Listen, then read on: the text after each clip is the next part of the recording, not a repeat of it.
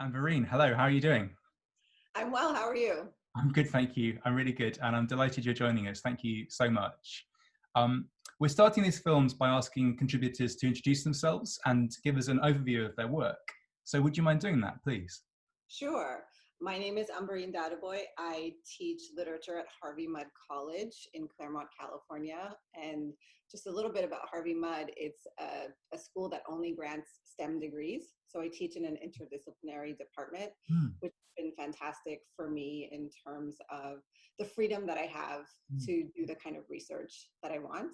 And the kind of research that I do, I started out when I was in my PhD program. I really true, and I still love the history plays, and I truly thought that I was going to work on Shakespeare's history plays. And then I had a teaching experience that made me realize that maybe I should do something else, and that something else was thinking about the representation of race and religion in early modern drama, specifically drama that's set in the Mediterranean. And so that's where my work started.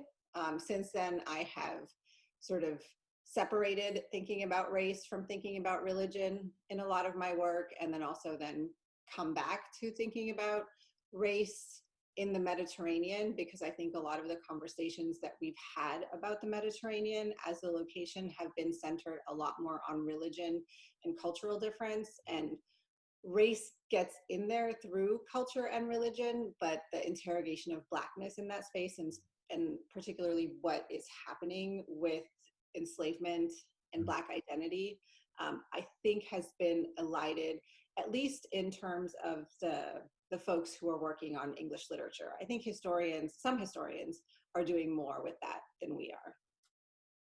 Great, thank you. And for the benefit of people who are new to thinking about the Mediterranean as a geographical and cultural space in the early modern period, this feels like a massive question, so I apologize. But what would you tell someone who is new to these ideas? What are the kind of core ways of thinking about the Mediterranean race and religion might you talk them through?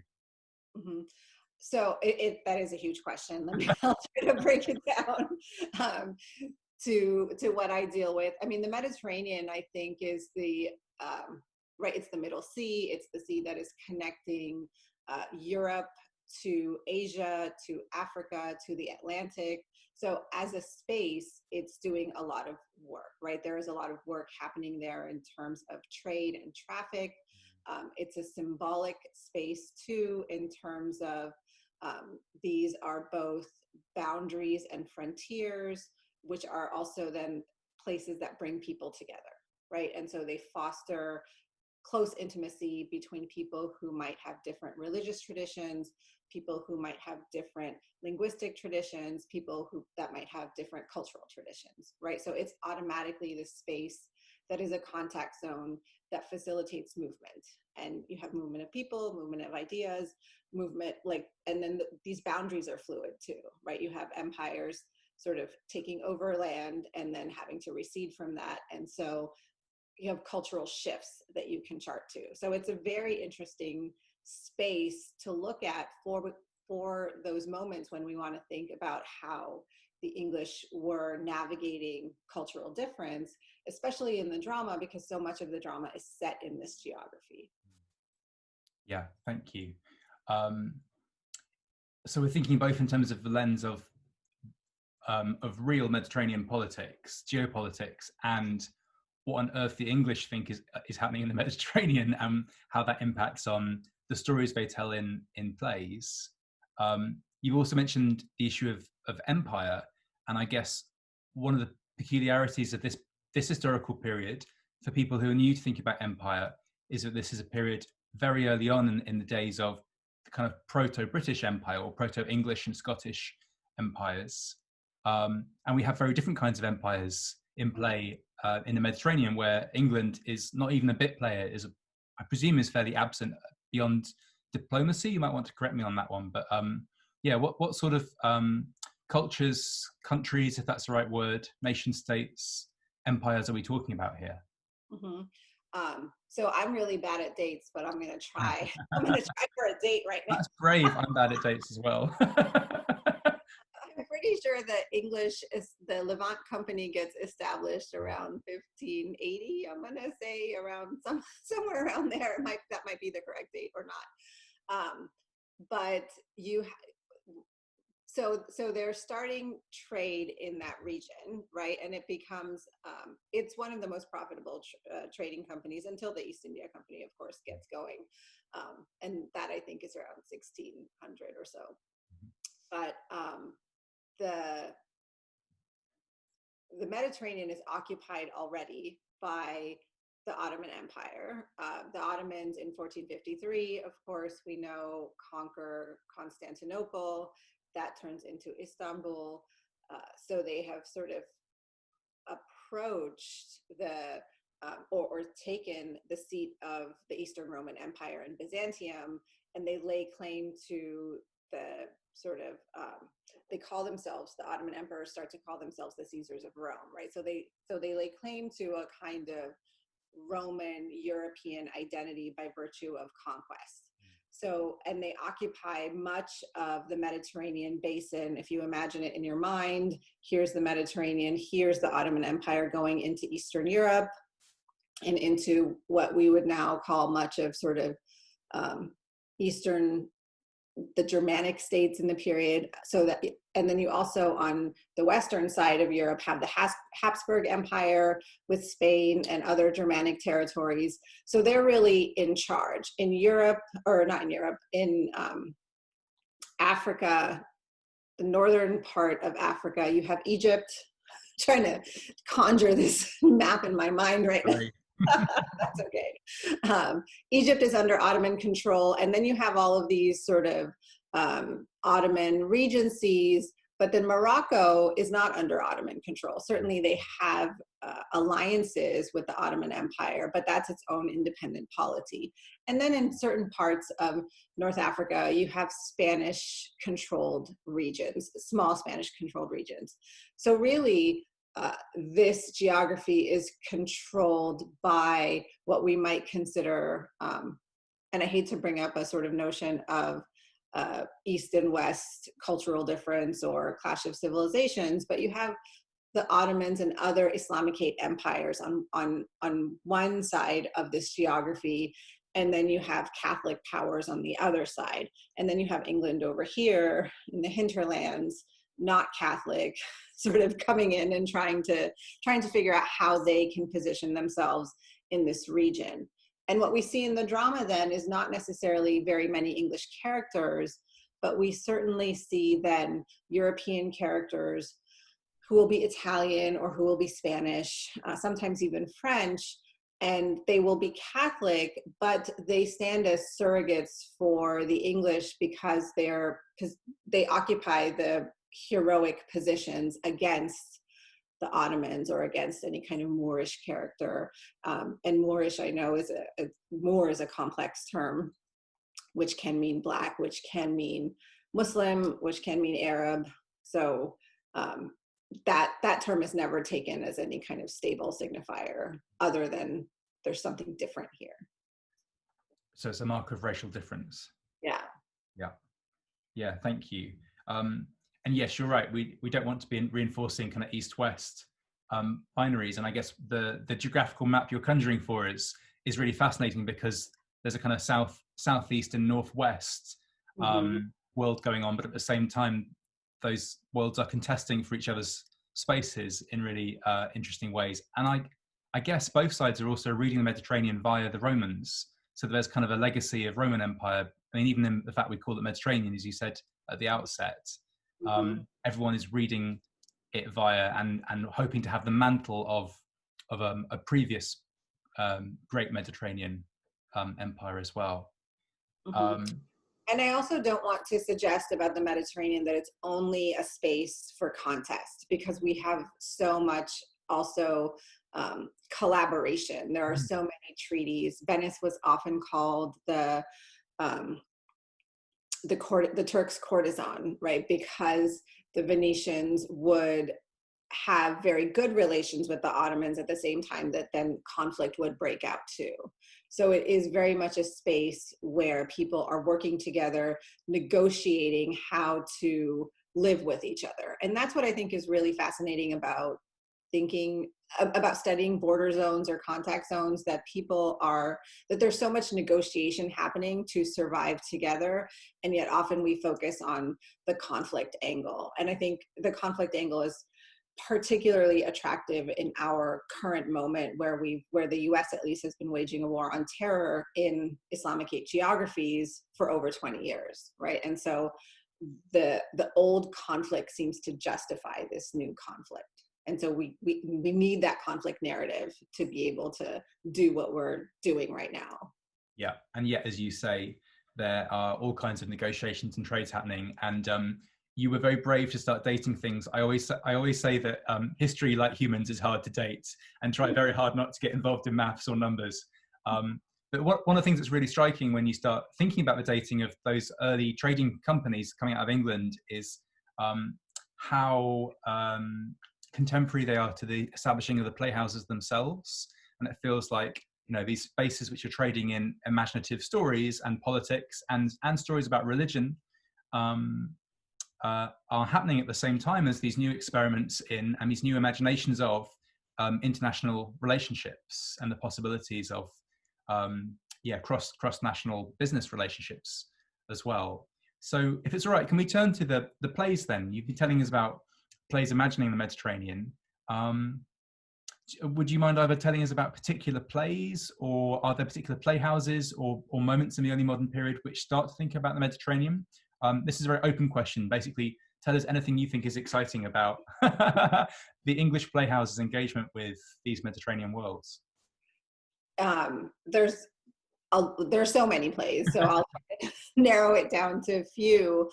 Most recently, I've been working, I seem to always be working on Othello, even though every time I finish writing on it, I'm like, okay, I'm going to take a break. And then for some reason, I need to come back to this play. So that play, of course, set in Venice, set in Cyprus, the Eastern Mediterranean is very important to the action of the play, right? Traditional readings of the play read, and these are problematic readings, but they're the ones that we receive when we start studying the play first, right? Venice is the location of law and order and rule, and Cyprus is the location of chaos and misrule. And so the movement from Venice to Cyprus represents those things. And it's not a coincidence that it's a further eastward movement. And in that geography, then Othello is seen to embody the murderous and barbarous Moor once he moves from the nobility and civility of Venice to the chaotic place that is Cyprus. That's a traditional reading. I don't emphasize or support that reading when I teach the play, but certainly it's one that we get often.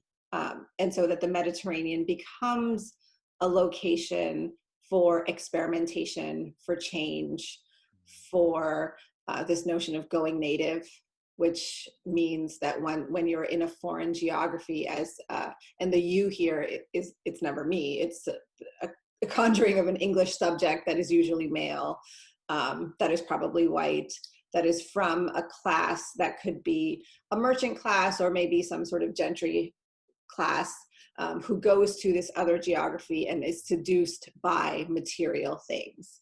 So Othello enacts the opposite, right? Othello is someone who is a Black African Moor, as he's called in the play, who in Venice embodies everything that is Venetian. And once he moves away from Venice, then he sort of comes to inhabit the naturalness of what he's supposed to be, what his racial identity is. In that way, I think the play is very problematic.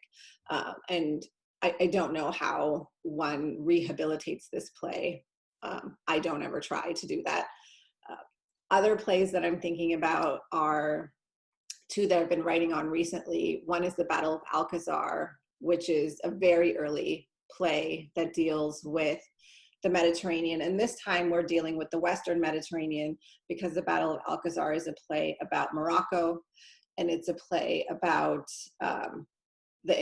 there is an English character in that play. And so it might have been popular for English audiences then. and it also features the King of Portugal. So it's about a historical battle where 3 kings died. 2 of those kings were Moroccan kings. One was a pretender, one was the sort of rightful heir, and the Portuguese king ends up dying too.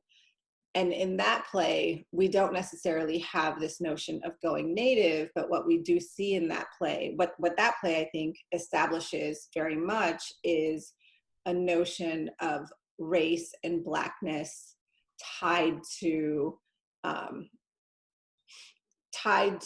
moral characteristics of deviance, degeneracy, evil, right? So we see in that play kind of establishment of certain motifs for Black characters or Moorish characters that then become rehearsed over and over again. And then we get Shakespeare playing with that kind of motif in Othello in 1603. And I'm not even going to try to date Robert Greene's Battle of Alcazar when I know it's 1590 something, I think. Yeah, I mean, I've been working on the early playhouses, so I'm a little bit more confident with this play. So yeah, George Peele's writing that play, I think around 1591, 92, and the battle is 1578. And as you say, 3 kings died, so 3 separate, 3 different countries lost their monarch. So what an extraordinary event, and it's a relatively recent contemporary event that's being staged.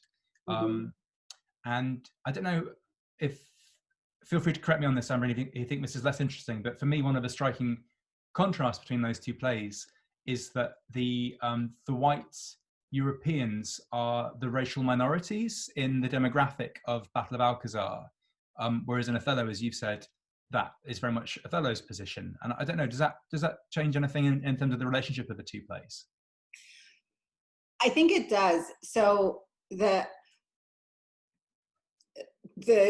I mean, obviously, if we're thinking about who the actors are, they're all white in sort of blackface.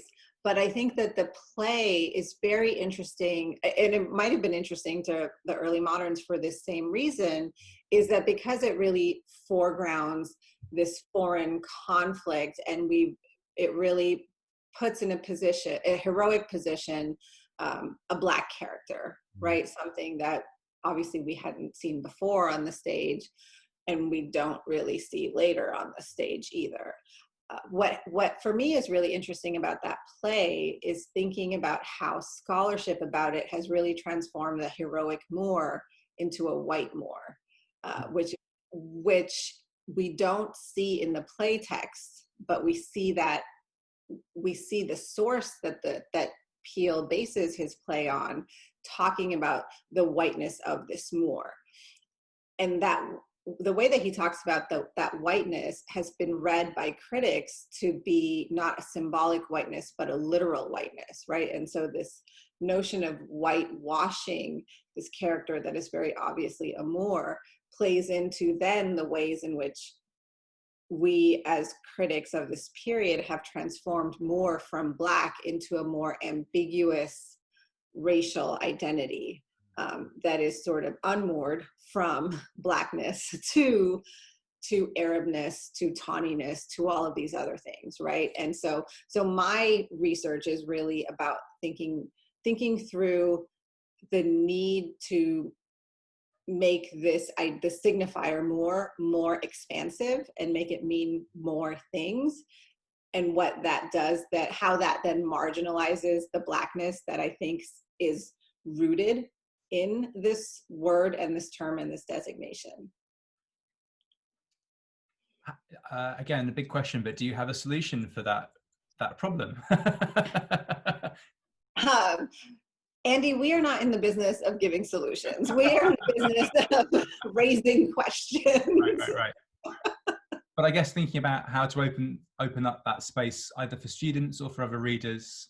I mean, we're dealing here with plays which are radically othering, as well as representing non-white forms of race, and quite heavily involved in the kind of early modern invention of race. Mm-hmm. So I guess what I'm not asking to solve it then, but maybe how do we combat, how do we challenge, how do we unpack, how do we resist some of the things that these plays are trying to do to us, to their audiences, to their characters, to their actors, and to our imaginations about identity? Is that a better version of that question? I think both questions questions are good. Sorry.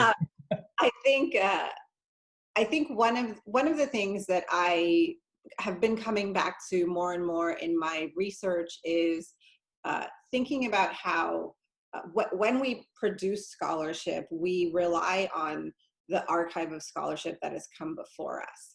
And that archive is very important, and that they have done a lot of the groundwork that can serve as a springboard for us to launch our critique. At the same time, that archive of criticism is also implicated in a way of learning, and often in a way of learning that is located in the subject positions of those scholars, yeah. Right? So there has been a sustained move in our field to kind of separate the Renaissance, the early modern period, from the degradations of empire. And what I mean by that is that empire is built on exploitation, on bondage, on enslavement, on genocide of indigenous people, right? On all of those things. And how can we have this glorious early modern period if it's also implicated in all of those things, right? And so thinking of launching any kind of critique of race or even pointing out race has been not, hopefully not so much anymore, but certainly when I was writing my dissertation, I was advised to put race in quotation marks because I didn't, but that was advice given to me because it doesn't exist in this period, right? Looking at primary documents shows us that it does exist in the period.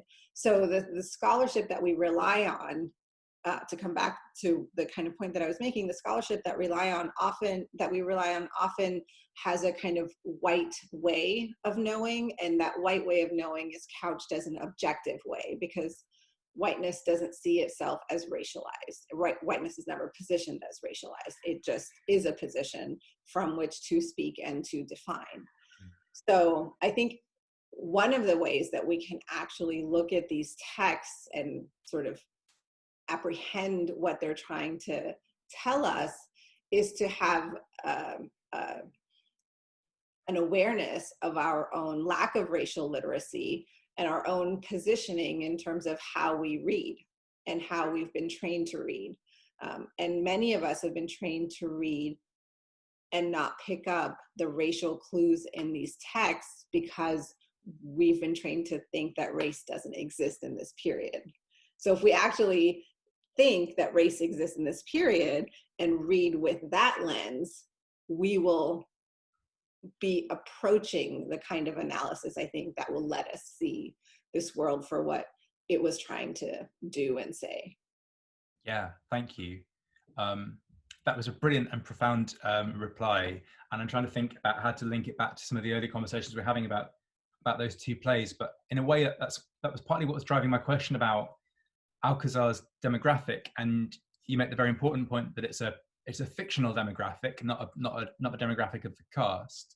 But I do wonder in a world in which almost all of the actors are in some form of blackface, what that then does to the performance of whiteness by white performers, if it defamiliarizes, makes strange, and therefore kind of invents a kind of racialized whiteness, just in terms of how an actor is being asked to perform. And I think you're telling us more about language use in these plays, the language of race. But I wonder too if there's something about the embodiment and the performance of racial difference which might start to affect the actors playing white characters as well as the actors playing characters defined as racially other.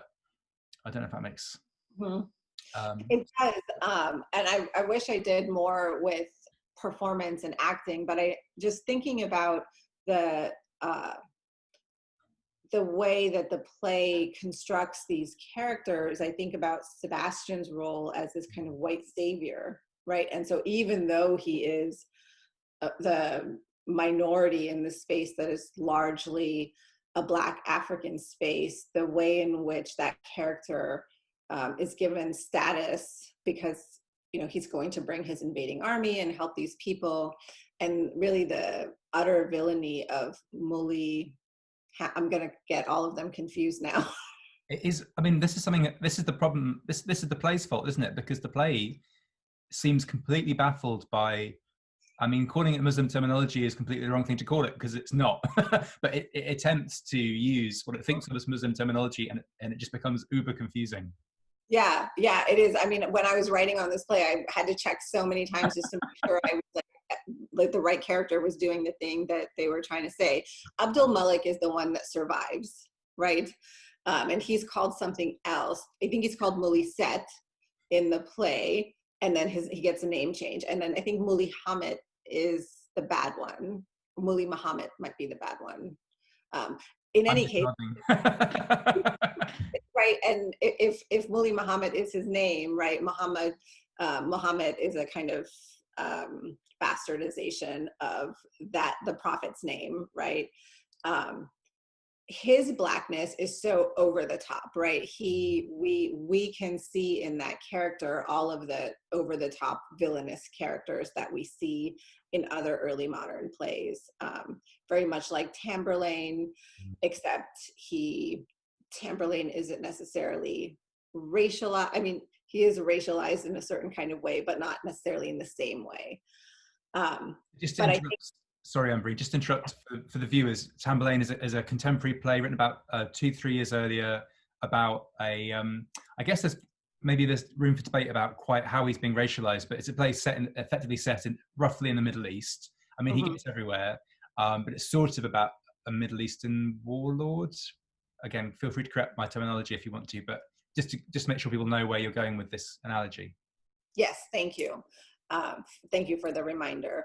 But yeah, and I don't work that much on Tamburlaine to know the debates of how folks have worked on race with him. I know that folks have done a lot of work on religion and Islam, and that can also be racializing. But here I'm specifically talking about Blackness, and I don't think that that comes up in Tamburlaine. But what does come up is that kind of excessive personality, right? And then when you layer onto that excessive personality, this kind of utter Blackness, right? The play in the Battle of Alcazar, the word Negro is used 7 times. Almost every instance of that word occurs in relation to Muli Muhammad.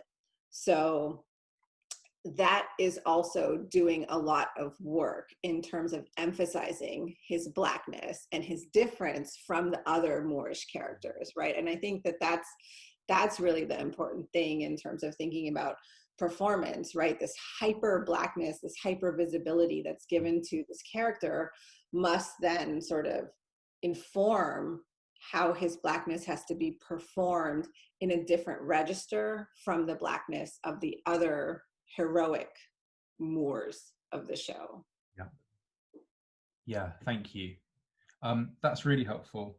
Ambereen, we're drawing towards the end of the close of our conversation, and I know that we're both very aware that we're having this conversation 2 weeks into the confrontation on the streets, not just in America, but in the UK where I'm speaking from, and around the world, picking up on an awful lot of things we've been talking about ourselves. So I suppose I just wanted to ask what it means to be working on these issues in the current moment, and how again might we usefully connect some of the historical work you're doing with what's happening in our own moment. I mean, I think that is something that we are all aware of, whether or not we actually physically walk into a classroom in the fall, or we're already in the classroom right now, in whatever format that will be. I think we will have to consider the ways in which we read these texts can reinforce racist attitudes, can reinforce forms of white supremacy. We don't need to make the early modern period or these texts relevant necessarily to our students, but I think we have to make these texts matter in a way beyond just the fact that this is Shakespeare or this is important. And I think that when people only see themselves in these texts as the villainous characters, when they only see themselves as being trampled on by the triumphant European characters, especially in these moments of encounter, that does certain kinds of trauma to people. And when that's not acknowledged, then we license that trauma. So I think it's really important as teachers to think about what we are assigning and how we're assigning them, right? If I'm tempted in this moment to assign Othello because I think that's a play that's about multiculturalism, I think I'm doing my students a disservice, because I don't know what kind of multicultural message that play is giving to people. I certainly, every time I read the play, I'm hoping for a different ending. I'm not getting that different ending, right? So I think that we have to be attentive to the text that we pick. I think that we have to be very attentive to the messages that are being received, that we, in terms of the identities that we inhabit, might not think are a problem. Because it's very hard to, even though we are constantly being asked to be empathetic and put ourselves in other people's shoes, it's really very hard to do that and to understand the experiences of other people. But I think if you're going, I think we have to learn how to teach these plays that deal with race. And I think we have to bring race very determinedly into our classrooms and really highlight it more than just, here is 1 week where we're going to talk about race through this play. I think it has to be built in. And race doesn't mean people who we think have race. Everybody has race. So, right, highlighting moments of whiteness, highlighting forms of nation building that rely on whiteness, right? I'm teaching the history plays in the fall. And so it's all going to be about how we make a white, masculine, militarized English nation, right? And those are the things that I want to highlight and focus on. And I love these plays. I just want to talk about the poetry in them, but I have to talk about these other things too, because they matter in terms of how we make our national myths. So really, I think in this moment, what we have to do is be really, is to rely on the archive of people who have been doing work on race in the early modern period, and try to follow their lead in terms of acquiring racial literacy, so that we can actually let our students know and acquire these skills too. Because that's, I think, the biggest problem, as Ian Smith pointed out in his birthday lecture, that people, or Shakespeare's birthday lecture for the Folger that's available online, that students lack racial literacy. And I think it's not just students who lack racial literacy, but I think we also in the professoriate lack a kind of racial literacy. Yeah, thank you. We have a resources section on our website. So next to this film, anyone watching this who'd like to follow up your recommendation of Ian Smith's lecture, we'll make sure there's a link in the resources page. And Ambereen, if it's all right, I'll ask you for some other tips for things to put in the resources section as well. So there'll be other recommendations from Ambereen. Yeah, that's fascinating. And it's making me think again about why the English playhouses in this country, which is still relatively unimportant geopolitically on the international scene, is becoming more and more important, but is still relatively unimportant next to someone like the Habsburg Empire or the Ottoman Empire. Why these playhouses are putting on these stories, and what are you saying about yourself, and what choices are you making when you go and see a play called The Battle of Alcazar, instead of seeing Arden of Faversham, which is about an Englishman in a little town, and ditto, a play named after someone called Othello, which is presumably an unfamiliar name to most English people. What are you saying about yourself? What choices are you making? What imaginative connections are you making? And it feels like you're pointing us towards the fact that some of the racial literacy, some of the negative kinds of racial literacy, are being inculcated by these plays. These plays are showing its audience what whiteness might look like, and what non-white race might look like. It's training its audience into forms of racism, in other words. Absolutely. I think Mary Louise Pratt, in her book, no, I'm going to blank on it. It's on The Contact Zone. I'm pretty sure it's called Imperial Eyes. You can edit this part out. We'll put that in the resources as well. what she talks about, and she's talking about a later period, but I think that we can see how these playhouses function. And what she says is that they make empire knowable for the domestic audience, right? And so here we're talking about this pre-imperial phase in English and British history, but it is sort of domesticating the foreign for consumption by the home audience and letting us know, right, these are the characteristics of the foreign. And so it's creating this discourse and this archive upon which then Orientalists, for example, and other people can rely when they have to actually administer the empire that will come. And for the domestic audience, it is creating, through the representation of this difference, a kind of English white national identity. Yeah, thank you. And as my final question, as part of this conversation, you said it right from the outset that you moved from wanting to write about the history plays to think about race and religion, and you just mentioned the fact you'll be teaching history plays. What are the what connections are there then, where you've got these plays which are making those offers you've just described of thinking about domesticating forms of foreignness? What on earth are the history plays doing to Englishness and whiteness, would you say? Well, I think that one of the things that we definitely get from the history plays is this triumphant narrative of, and a kind of teleology, of course, that will culminate in Henry VII and then Elizabeth. And so we get this sort of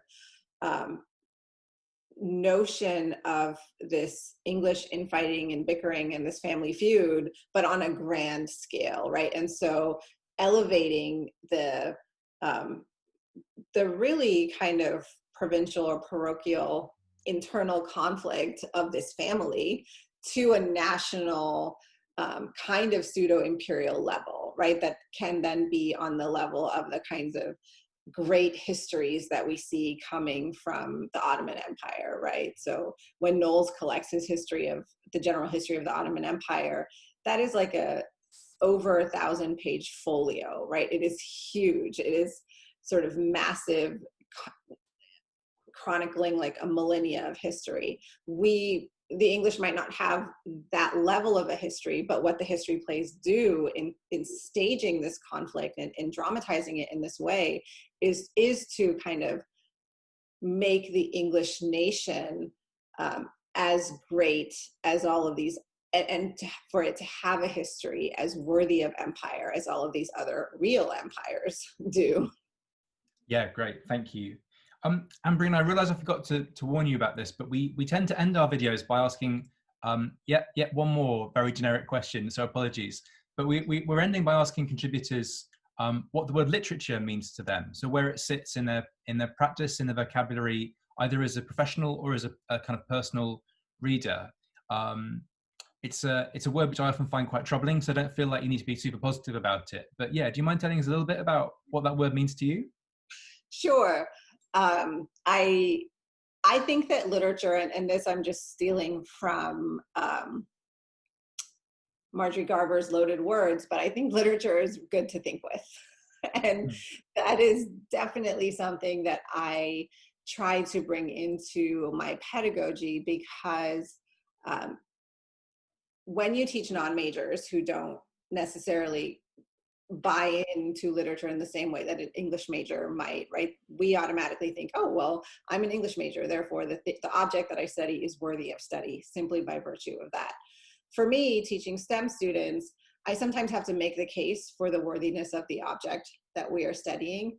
And literature gets them to think through their world in a different way, so that we can have these really difficult conversations about how our society is structured through a text that can be our conduit, without necessarily, and I don't shy away from making my students uncomfortable, but without necessarily having them feel under attack by the conversations that we're having. So literature is valuable in and of itself. Art, of course, is valuable in and of itself. It doesn't have to teach us anything, but it can be very useful in terms of getting people to think about what is happening in the world and what is my place in the world. So I really like that word also because it gives a kind of cachet to the things that we do, especially in a world and also in an institution where I am, where if students aren't majoring in my field, then there's a way that the work that I do can be marginalized. Yeah. So I need all the resources that I have on hand to center this work. Yeah, thank you. And I guess too, our conversation, thanks to you, has been very interdisciplinary in itself, in that we've been thinking about geography, we've been thinking about race, which itself has often very problematically been seen as kind of the purview of science. So I can already see lots of ways in which your students must be benefiting hugely from the kind of work you're bringing to them. If it's okay to summarize some of the things that you've given us, just to kind of round up, and then feel free to correct me on any of it if I'm getting this wrong. But I've been really excited to think about trade, traffic across the Mediterranean at the same time as the English playhouses themselves start to open and tell these increasingly bizarre stories about themselves and about what they think of as others. Thinking about the differences and the relationships between Othello and Alcazar, I'm always excited to talk about a familiar play and a play which will be less familiar to lots of people. I'm certainly never going to read Alcazar in the same way again. Now I think about Sebastian as white savior, thinking about the hyper blackness of one of the central characters, and I'll be looking out for the word Negro, as you say, used 7 times across the play. I think that's really interesting. But finally, I think thinking about the issue of literacy, racial literacy, following the lead of those amongst us who've already done this work. We often think of race studies as a recent addition to the field, but of course it's more than a generation. It's been around for more than a generation, and following the lead of those who've already given us kinds of racial literacy, in order to resist what you describe with the English history plays as triumphant teleology. But of course that triumphant teleology is very much here with us right now, and something that we're fighting in our own time. So yeah, those things I've taken out of this conversation and I'm really grateful for. Did you want to add anything more to that? You made me sound so smart, Andy. Thank you. You made you sound so smart. I'm just an echo chamber, but I really value this conversation, so thank you very much. Thank you. Take care. You too.